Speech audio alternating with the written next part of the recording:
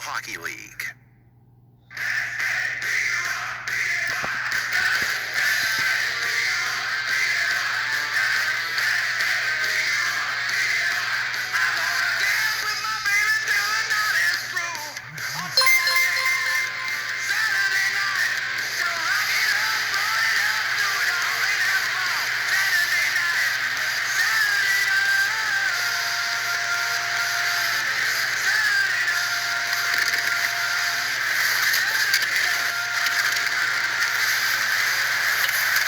Up top, Sergachev, Kucherov, that was a pass, another shot, they score. He's in against Ruda, centering pass, Pavelski scores. Shattenkirk moves in, takes the shot, he scores.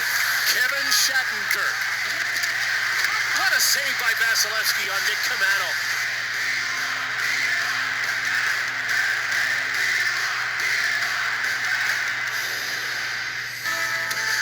Thank you to Monster Truck out of Hamilton for our last Saturday night of this crazy year-long season. Game 5, Dallas and Tampa, the Lightning lead 3-1. Dallas is +2. This was 20 hours ago.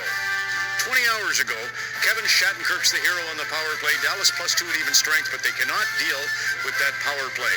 6 power play goals in the series, 3 for 4 the other night. Virtual fans are ready. Hockey Central Saturday is presented by Huawei smartphones. So I'll let you in on a little secret. Brian Spears, the producer, sent us all to our rooms about a half an hour ago because we were talking about the Jamie Benn penalty. Brian Burke's actually going to replace Elliott on the tribunal, but you see Kevin Cassie just on the Benn dispute. No, it's not. I'm sorry, it isn't. So we'll get into that. That's the big question. Is this motivation? Does it galvanize Dallas that they feel they got stiff the other night? That's the big challenge because it's a quick turnaround. Let's get to the rink first and begin with Kyle Bukauskas. Kyle, over to you. Well, Ron, you mentioned the Lightning power play, and one of Dallas's important penalty killers, Rupe Hintz, got hurt last game. He is unfit to play here tonight, so Justin Dowling will play his first game of the playoffs this evening, and Steven Stamkos still not ready for the Lightning as they will try to win a Stanley Cup without their captain in the lineup. Now, Kevin Shattenkirk has certainly been one of the many leaders for Tampa with Stamkos' absence, but the low point for him last night came in the third period when Dallas's tying goal banked in off of him. However, Shattenkirk did not get discouraged. Oh, no, you did not. In my head, I was thinking I deserve some sort of good karma after that. And so the karma came 6:34 into overtime. Shattenkirk, the hero in Game 4, and it has been quite the journey for the 31-year-old. He spent the early part of his career in St. Louis, then was traded to the Capitals as the big free agent at the 2017 deadline. Did not work out there, so he signed with his boyhood team in New York, only to watch the Caps and then the Blues win the Cup the last 2 years, and then to cap it all off was bought out by the Rangers last summer. He's had a chip on his shoulder ever since, and it turns out that's been a perfect fit with these Lightning, who are now one win away from a championship. Okay, to Scott Oak now, who is with Dallas Stars captain Jamie Benn. Jamie, here are the Stars down to their last chance. What's the one thing more important than anything else that your team needs tonight if you're to extend your season? Stay disciplined. Manage the puck. We're excited for this game, and those are probably 2 keys that we're going to try and do a little better. Back-to-back games allow for absolutely no time to digest a loss as tough as last night's. There was a lot that went on in that game, including not being happy with the penalty called in overtime. So how difficult is it to park all of that and focus on a must-win game 21 hours later? Yeah, it's not too bad, actually. You have a quick memory in the playoffs, and we got some rest and did what we needed to do today, and we're excited for tonight.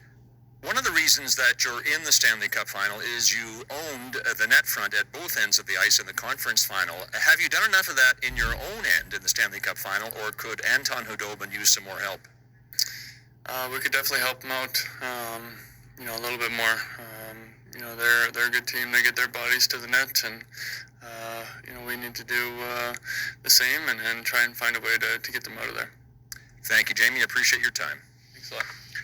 Okay, Scott, thanks. We could talk reffing, of course, every game, all night, but this one was all the talk after the game. What'd you think? And just like that, we're a better-looking panel already. I know, eh? Elliot thinks he's a virtual fan. Too much noise. So, Jamie Benn, whether you agree or not, he's been burned twice in a row now in back-to-back games. And, this is debatable. And like Ron said in the opening, we were debating this before the show because, was it a penalty or was it a little bit of a pick by Johnson?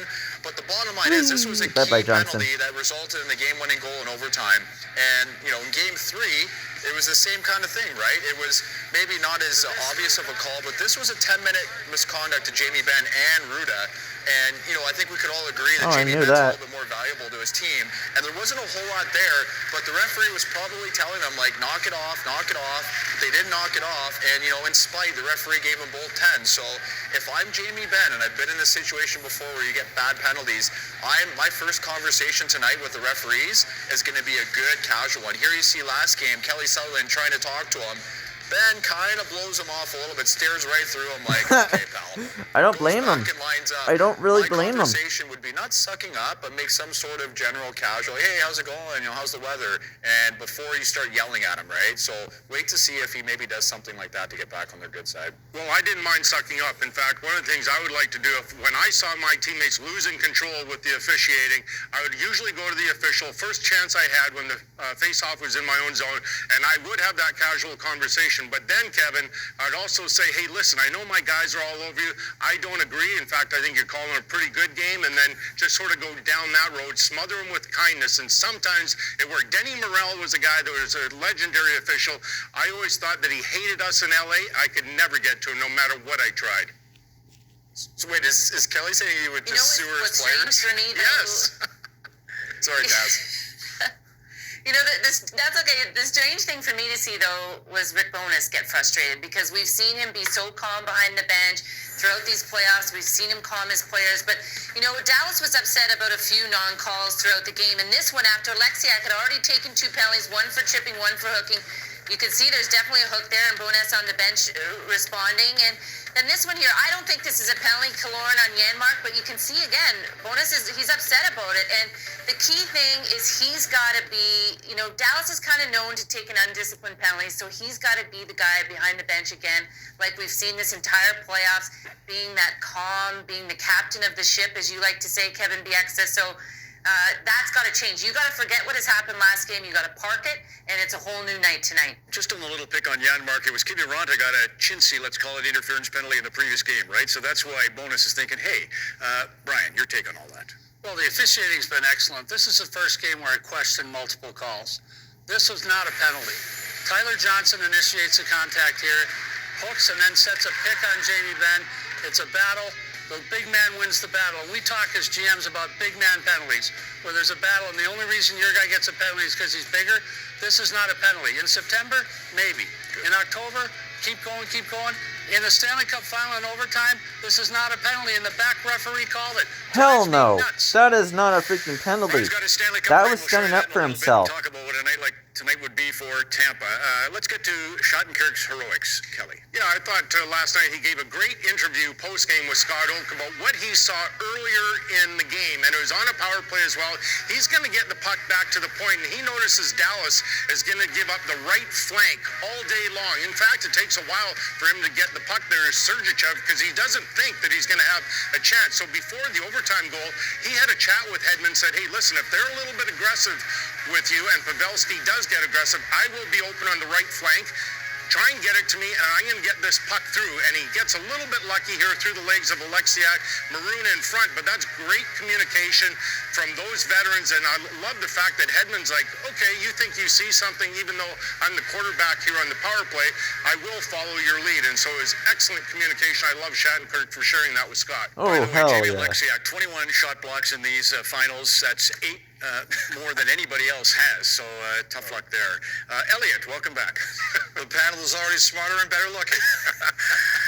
Well, you know, I think Tyler Seguin was a big question going into last game. 1 point in his previous 12. There was all sorts of heat on him, and he came back Tyler. and he What was the hell? aggressive, and he was a major reason Dallas put that game into overtime. Here was the Corey Perry goal. His great effort. That was a sweet goal, leads to though. it. Holy cow. And he doesn't get this goal by Pavelski, but he's in front of the net, causing confusion that leads to that goal.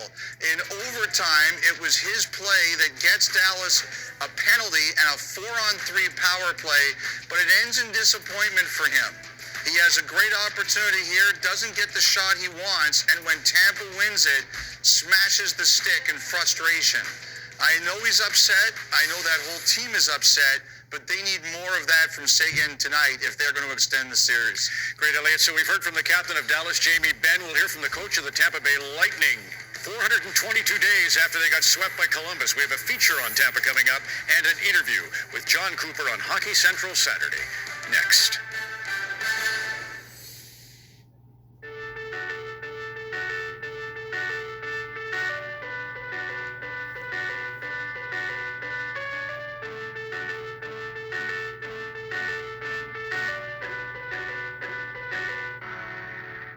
At Canada's Garage, I've got all the answers. Do we have parts and service all under one roof? Yep. Can our licensed technicians do everything from oil changes to brake repairs? Absolutely. On most makes and models? You bet. From sports cars to SUVs? Mm-hmm. Do we carry brands like Michelin, Motomaster, and Castrol? Sure do. Because at Canada's Garage, the answer is always yes. It's kind of cute, huh? Handsome little guy. Canada's Garage. Everything for your car, all in one place. Here is home to Montelier Sparkling Water. Here we have some of the highest quality water in the world, and even more inspiring people. Montelier Sparkling Water is best shared here and here. Here's to Montelier. Canada Sparkle.